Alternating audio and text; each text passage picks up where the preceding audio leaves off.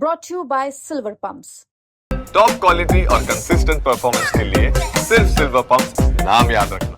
Sir, पहले e rickshaw एक किफायती और इको फ्रेंडली परिवहन का माध्यम माना जाता था, लेकिन आज बिना निगरानी के चलते ये ज्यादातर दिल्ली और देश की सड़कों पर अराजकता फैलाते हुए नजर आते हैं। सर, जहां ऑटोज और टैक्सीज के लेकर बहुत सख्त नियम है, वहीं ई रिक्शा धड़ल्ले से बिना किसी नियंत्रण के, बिना किसी जवाबदेही के चले जा रहे हैं। सर, दिल्ली के किसी भी मेट्रो स्टेशन के बाहर देख लीजिए, दिल्ली के किसी भी मार्केट के बाहर देख लीजिए, सैकड़ों की संख्या में ई रिक्शा सड़कों के ऊपर खड़े होकर जाम लगाते हुए दिखेंगे।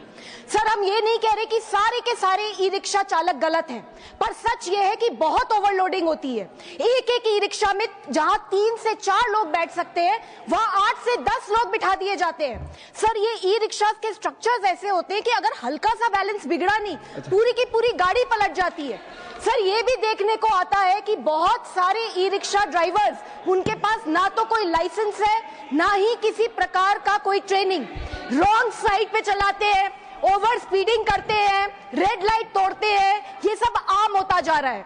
सर, राज्य सरकारों के पास कोई आंकड़े भी नहीं है। दिल्ली में ही बताया जाता है कि 2.5 लाख से ज्यादा ई रिक्शा सड़कों पे चल रहे हैं, पर कितनों के पास रजिस्ट्रेशन है, कितनों के पास लाइसेंस है, सर किसी को नहीं पता। सर, 1 महीने पहले एक 10 साल की बच्ची की दिल्ली में मौत हुई क्योंकि एक तेज रफ्तार ई रिक्शा आकर उसे टकरा गई। सर, अभी कुछ समय पहले एक 7 साल के बच्चे की भी दिल्ली में मौत हुई क्योंकि एक ई रिक्शा के अवैध चार्जिंग पॉइंट से उसको करंट लग गया।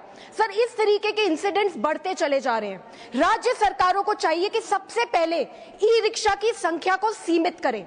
ई रिक्शा के वाहन और चालक दोनों का लाइसेंसिंग होना चाहिए, रूट निर्धारित होने चाहिए, स्टैंड निर्धारित होने चाहिए।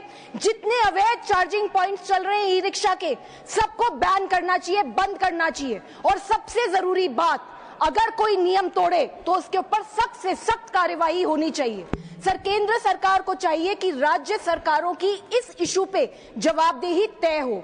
सर, हमें सुविधा चाहिए लेकिन सिस्टम के साथ, हमें रफ्तार भी चाहिए लेकिन जिम्मेदारी के साथ, और सबसे बड़ी बात सर, हमें प्रगति चाहिए लेकिन किसी की जिंदगी की कीमत पे नहीं। जय हिंद। धन्यवाद।